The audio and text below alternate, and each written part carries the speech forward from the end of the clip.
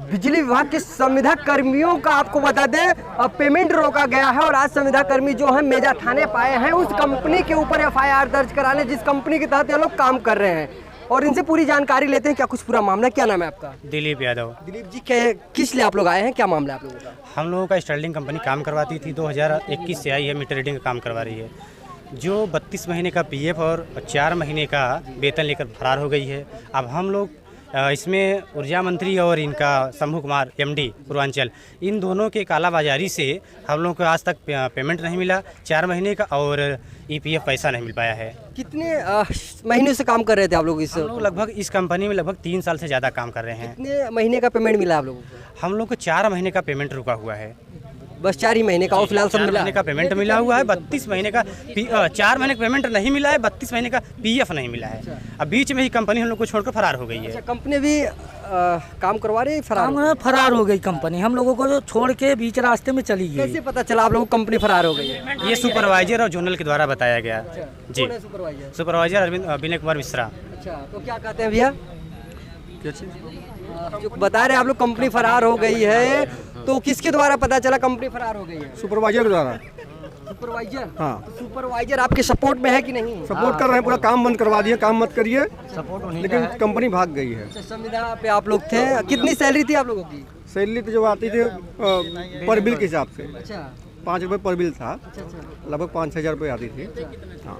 और जो इसमें बिजली विभाग के सरकारी कर्मचारी थे उनका क्या रोल था कुछ? हुआ है। अच्छा, ऊर्जा मंत्री और एमडी से सब मिली भगत से हुआ है ये सब। हाँ, आप लोग अभी क्या चाहते हैं, क्या करने वाले इसमें? इसके पर जो पेमेंट देती थी अपने मनमानी पेमेंट देती थी, 2000, 4000, 90 रुपये ऐसे पेमेंट करके डाल देती थी। खाते में ही आता था? खाते नहीं, वॉलेट में भी आता था, वॉलेट में आता था। उसके बाद पेमेंट 4 रुपये 5 रुपये बात हुई थी उसके बाद जो है महीने में 2 महीने 3 में पेमेंट रोक के देती थी और 90 रुपये, 80 रुपये, 120 रुपये, 2000, 3000 इससे सैलरी कभी नहीं मिली।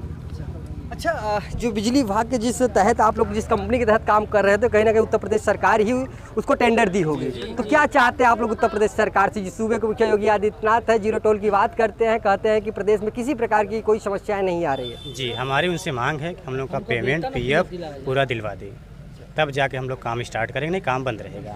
अच्छा, कुछ ऐसा भी तो नहीं कोई दूसरी कंपनी आ गई हो?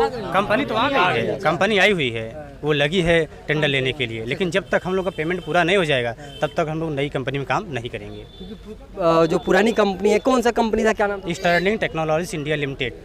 जी, तो देखिए, अच्छा ये जो कंपनी है पूरे अपने उत्तर प्रदेश में प्रयागराज में, पूरे प्रयागराज में। जी, प्रयाग काम करवाती थी 5 राज्य में। हाँ, 5 जिलों में 5 जिलों में काम करवाती थी। सोनभद्र हो गया, मिर्जापुर हो गया, बनारस, चंदौली, ये सब काम करवाती थी। पहले बाकायदा आप सबको पेमेंट मिलता था, अब 4 महीने से जब उसको भागना हुआ, जाना हुआ, तब आप सबको पेमेंट रोक कर दिया? जी, बिल्कुल, 4 महीने से पेमेंट रोक के चली गई। यही दशा तो हर जितने भी टेंडर के माध्यम से जितने भी ये लोग नौकरियां प्राइवेट कर रहे हैं, लोगों को रख रहे हैं, यही दशा हर विभाग की है भैया।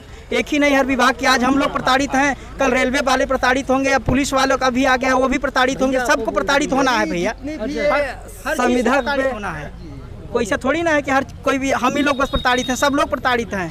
तो हम यही मांग करेंगे अपने योगी आदित्यनाथ जी से कि हम लोगों का 4 महीने का सबसे पहले पेमेंट कराए और 32 महीने का पीएफ दिलाए और ऐसी भ्रष्ट कंपनियों को ब्लैकलिस्ट करके उन्हें तत्काल ब्लैकलिस्टेड करके बाहर करे।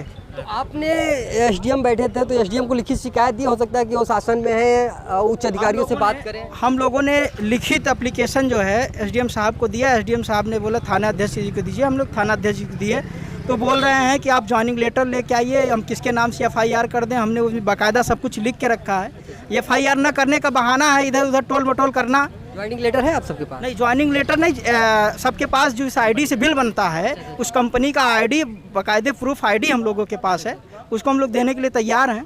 पर एफआईआर न करना, ये कंपनी, जिस कंपनी के थ्रू आप लोग काम कर रहे हैं, तो कुछ आप सबको कार्ड या अथॉरिटी लेटर वगैरह कुछ तो दी होगी?